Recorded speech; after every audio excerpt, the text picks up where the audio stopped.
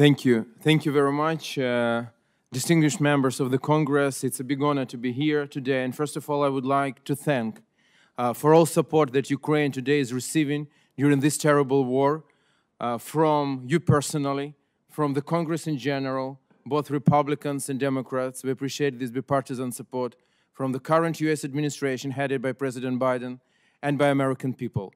Also, I would like to thank Ambassador Carpenter for brilliant work of his and his team in OSCE in order to restore security on the continent. Helsinki Commission deals with security and cooperation in Europe. And I can tell you that there is no any other nation in Europe on the continent which made more for security than Ukraine. Because we are the only and the first in human history, and for the moment the only nation which voluntarily gave up nuclear weapon arsenal, which was in 1994 the third largest in the world. And we did it with the aim of non-proliferation of nuclear weapon and increasing of security. And what we have today, the terrible barbaric attack against us and attempt to wipe out Ukraine from the map of the planet. So in order to restore international security, because this is a very bad message, we need to restore as soon as possible territorial integrity of Ukraine. Today, 21% of our territory is occupied, and we're speaking today about occupied territories. 21. It's like Austria and Switzerland together, or like state of Mississippi or Pennsylvania. Just imagine, with millions of people there. And this territory was even bigger. Fortunately, we liberated part of it. Bucha, Irpin, Hostomel, these names are now known throughout the whole world. Because after liberation, we knew about awful atrocities committed in these suburbs of Kiev by Russian army. And I want to give you testimony, not of myself, but of this girl.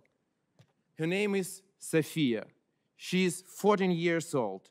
And you can see what Russians did with her. And I just want to read what she said. I'm Sofia, and I am a small Ukrainian girl. I lost my aunt, my mother, and my beloved cat in Bucha. I am one of the almost 1,000 children who have suffered at the hands of occupants. I lived in the hospital for 3 months, and I am still tormented by phantom pains. Now I am in Rome, but I shudder at every sound, and I am afraid of airplanes. When I am worried, I am not just my non-existent hand that hurts. It hurts my whole body. I did horse riding in a past life, but I don't know if I can do it again with one arm. I need a prosthesis. When I wear it, the phantom pains will subside, and I will even be able to dress myself. And I have today this toy, one of her favorite toys, this horse.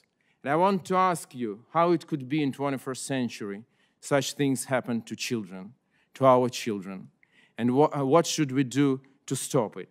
I want to thank all of you, Senator Cardin, Representative Cohen, and your colleagues for the bills about designation of what's going on in Ukraine as a genocide, because it is genocide. Convention on Prevention of Genocide of United Nations clearly says that there are clear criteria in Article 2. What is genocide? And I can just tell you that it is said that genocide means any, I'm quoting, any of the following acts committed. But unfortunately in Ukraine, not any, but all of them are committed. Killing members of the group, causing serious bodily or mental harm to members of the group, you can watch it, Sophia, deliberately inflicting on the group conditions of life, calculated to bring about its physical destruction in whole or in part. You mentioned Mariupol, which was without heating during the winter, which is without water today in the summer. Imposing measures intended to prevent births within the group and all the sexual violence against Ukrainian women, which happened. Forcibly transferring children, more than 200,000, to Russia in order to change their identity and to make Russians from them. That is all. When Russia is occupying our territories, first what they do, they burn Ukrainian books, they destroy Ukrainian monuments. And that is also clear criteria of genocide. So what is now done by Russia is a genocide. And I assure you and encourage you to adopt these bills that you so kindly sponsored and presented as soon as possible. And the Convention on Prevention of Genocide is saying not only about what is genocide, but if there is a genocide, that is the responsibility of every country on the planet to do everything possible to stop it as soon as possible. So it means, in Ukrainian case, it means give us weaponry. Because that is the only way to stop genocide, is to stop this occupation of our territory. And we need weaponry for it. We need long-range missiles, we need fighters, we need tanks. We don't ask for boots on the ground.